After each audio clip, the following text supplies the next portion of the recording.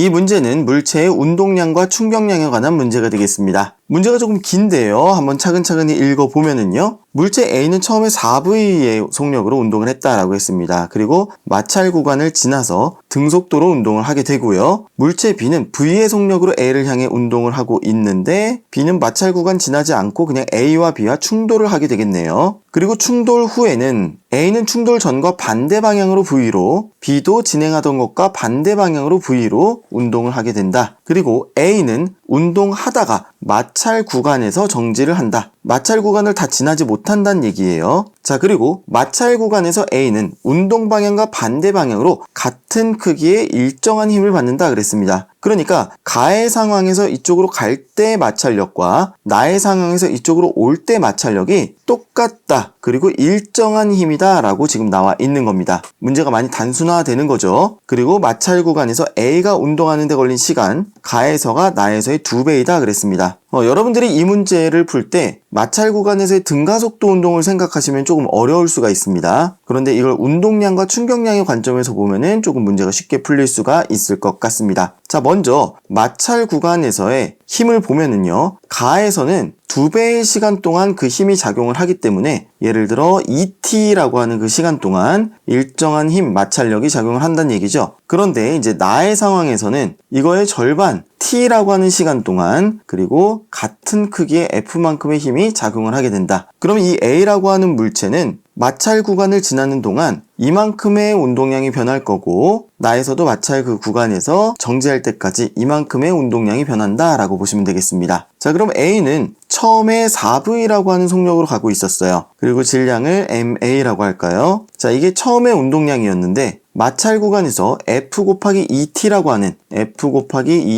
하는 충격량을 받는 거죠. 이만큼 운동량이 감소를 할 겁니다. 그리고 나에서 되돌아올 때를 보시면은 V라고 하는 속력으로 오죠. 그리고 질량은 MA인데 여기에서 마찰 구간에서 정지할 때까지 F 곱하기 T만큼의 충격량을 받아서 0이 된다라고 보시면 되겠습니다. 정지했으니까 0이 되는 거죠. 그러면 V 곱하기 MA라고 하는 것은 우리가 F 곱하기 T다라고 봐주실 수가 있겠고요. 그럼 이 괄호 안에 있는 거는 4 곱하기 F 곱하기 T다라고 할 수 있겠습니다. 그러면 마찰 구간을 지나고 나면 4FT에서 2FT를 빼니까 2FT만큼의 운동량을 갖게 되는 거고요. 그거는 이거의 2배잖아요. 질량은 안 변할 거니까 속력만 2배가 되어서 2V 곱하기 MA다 라고 봐주실 수가 있겠습니다. 그래서 지금 가에서 마찰 구간을 지나고 나면 A의 속력은 2V가 된다 라고 봐주시면 되겠습니다. 자, 그 다음은 A와 B의 충돌 상황 한번 보도록 할게요. A는 원래 2V에 MA만큼의 운동량을 가지고 있었고 그리고 B는 지금 반대 방향으로 V 곱하기 MB로 오고 있는 그런 상황이 지금 충돌 전의 상황이 되겠습니다. 자, 그런데 충돌 후에는 어떻게 되냐면 A는 이제 반대 방향으로 마이너스 방향으로 이렇게 운동량을 갖게 되겠고 B는 오른쪽 방향으로 플러스 방향을 오른쪽으로 잡을게요. 자, 이렇게 이제 운동량이 변하게 되는 겁니다. MA, MB를 각각 같은 쪽으로 모아 주시면은요 3V의 MA는 2V의 MB가 됩니다. 그래서 MB분의 MA 이게 지금 우리가 구하고자 하는 거잖아요. 그거는 3V분의 2V 그러니까 3분의 2가 되겠습니다. 정답은 2번 되겠네요.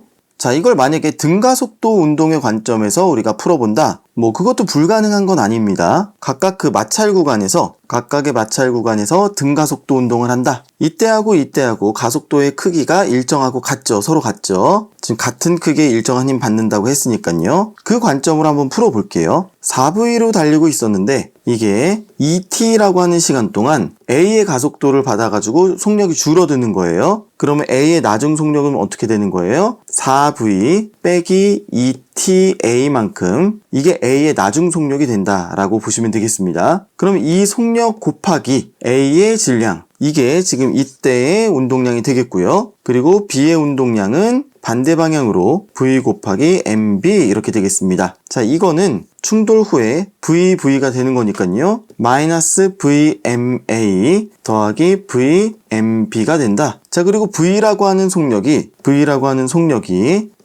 하는 시간 동안 가속도 A를 받으면은 0이 되어버리는 거잖아요. 이 상황을 식으로 쓰시면 V 빼기 TA는 0이다. 한마디로 TA는 V다 라고 봐주시면 되겠고요. 그럼 이 관계를 이 식에다가 넣어주시면 4V 빼기 2V의 MA 빼기 V의 MB는 마이너스 V의 MA 더하기 V의 MB. 그럼 역시 마찬가지로 3V의 MA와 2V의 MB 이렇게 나오면서 MA 나누기 MB는 같은 결과가 나오죠. 2 나누기 3이다. 풀어보니까 그렇게 다소 복잡하지는 않네요. 복잡도는 비슷한 것 같기도 합니다. 자, 그렇게 해서 2번 3분의 2가 나오면 되겠는데요. 학생들 이야기를 들어보니까 여기에서 좀 시간이 많이 걸렸다. 그런 학생들이 조금 있었던 것 같습니다. 자, 그런데 뭔가 여러분들 충돌을 한다 그러면은 운동량과 충격량 그거를 조금 먼저 떠올려 주시면 좋을 것 같습니다. 그리고 물체의 운동은 운동량과 충격량으로 푸나 등가속도 운동으로 푸나 다 그 결과가 일치해야 되기 때문에 여러분들이 이런 방법으로 풀었을 때 잘 안 되시면 방법을 바꾸시는 것도 시험 볼 때 전략이 되겠습니다.